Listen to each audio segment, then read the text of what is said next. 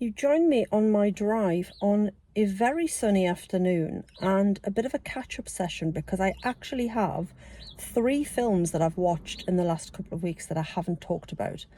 And I realised that after 5 years of keeping the channel going through COVID and everything else, I was kind of on the verge of letting it slip away, and I didn't want that to happen. And while I appreciate nobody is clamouring for these reviews, I do really enjoy doing them. So I've made myself I'm going to do 3 back to back. The 2 films that are not quite so fresh in my mind from the last couple of weeks will probably be slightly shorter. And to be fair, they're both kind of quite forgettable. So I'm going to do them now before I completely forget them. But I want them up on the channel because also at the end of the year I reflect back. And to be fair, how I remember what I've watched in a year is by going back through my own YouTube channel. Because when you go to the cinema 50, 60 times in a year, you do forget stuff. Both stuff because it's entirely forgettable, but there'll also be really good stuff that you watch that just falls out of your head. So I'm going to start with the film I saw this week. Monday evening, I believe it was, maybe Tuesday, doesn't matter. The film was called Novocaine, and it is the second film I've seen this year starring Mr. Jack Quaid, who I also saw in Companion. He's getting a lot of work just lately, and I, for one, am here for it. I think he is fantastic. He's very watchable. He's reasonably handsome. Bloody hell, Katie, it's a bit harsh, isn't it? He's a good-looking lad, maybe not like major heartthrob, but, you know, he makes a good romantic lead, quirky romantic lead. So, like I say, someone Companion playing the boyfriend, and in this he plays a gentleman called Nathan Kane, who has a very rare genetic disorder that means he doesn't feel any pain. So it's not that he can't get injured, he's not Wolverine, he's not indestructible, but he doesn't feel pain. So he could, you know, whereas if we walked past a rusty nail, for example, and we scraped our leg, we would feel it instantly, we'd need to deal with it, whereas he wouldn't necessarily notice that it had happened. He can't tell the difference between hot and cold. He won't eat solid food because he's worried about chewing his own tongue off because he can't tell the difference in his mouth about what's tongue and what's food. So he's lived a very sheltered life. He's 30 years old.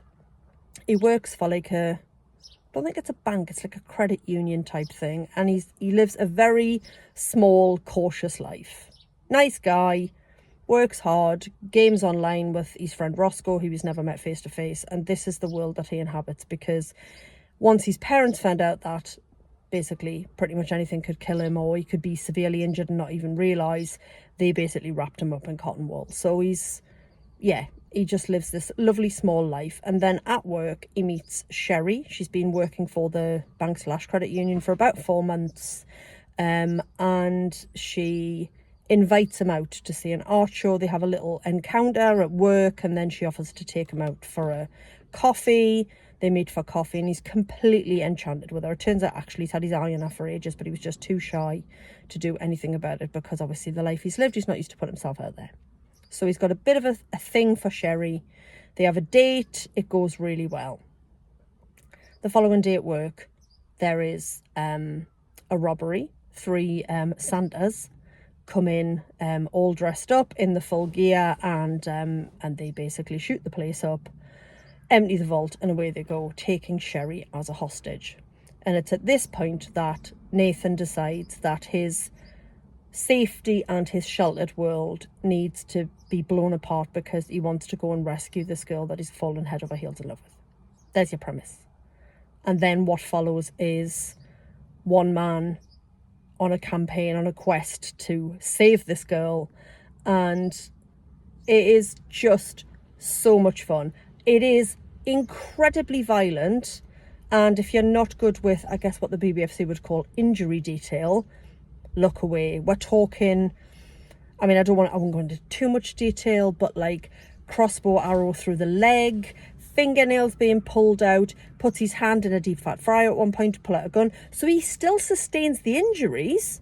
His hand is like burnt to bits. He just can't feel it. So there's lots of quite slapsticky violence, and I looked I looked it up, or a friend looked it up for me. I said, I'm really surprised it wasn't an 18. And apparently the difference is because it's not lingering. So even though you do see injury and you do see bones crunching and what have you, it's not lingered over. So when you think back to the sort of era of pornography, torture porn, your sort of Saw, hostile type films, they were intense injury and lingered on, like almost for like gratification, whereas this is very punch, explosion, gunshot. I mean, some of the injuries are almost like Wile E. Coyote-esque. And what's so wonderful about it is, to begin with, he's actually really polite. Even when he's fighting bad guys, he's almost trying to like calm the situation down, talk things through, because he doesn't actually want to use his questionable superpower. He just wants to save the girl. There are various plot twists along the way. Excuse me. We do eventually meet the mysterious Roscoe, who he's only ever gamed with online. That was a nice little pop-up from an actor that I recognised. I almost don't want to say his name because I don't want you to know who it was, because it was a nice surprise for me. But if you're an MCU fan, you will have seen this actor. He does scream sort of classic sidekick, but that's no bad thing. You can make a really good living in Hollywood if you give good sidekick. You know, just ask somebody like Kevin Hart. So yeah, it was an absolute romp. It is very violent and it is uncomfortable in places. But it is also very entertaining. You're totally rooting for him. Like I say, he's a really likeable and charismatic leading man. The actress who played Sherry, I didn't recognise from anything, and I waited for the credits to see what her name was. And the actress's name, or the actor's name I should say, doesn't need to be the feminine version, does it? Her name is Amber Midthunder. How cool is that for a surname? Yes, I miss Midthunder. It does actually sound like a Bond villain or something, but Amber Midthunder. So I don't know if she's new. I didn't recognise her from anything, but I really liked her. She was a really good leading lady, not so much damsel in distress. She was quite ballsy. Jack Quaid was wonderful. The bad guys are suitably villainous.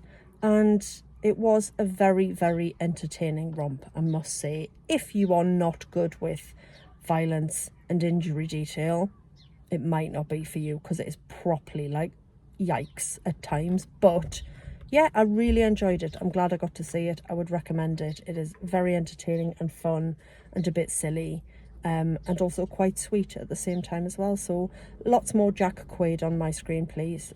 He's building up a nice little reputation for himself, and as I said, I'm here for it. That's it. Thanks for watching. Katie out.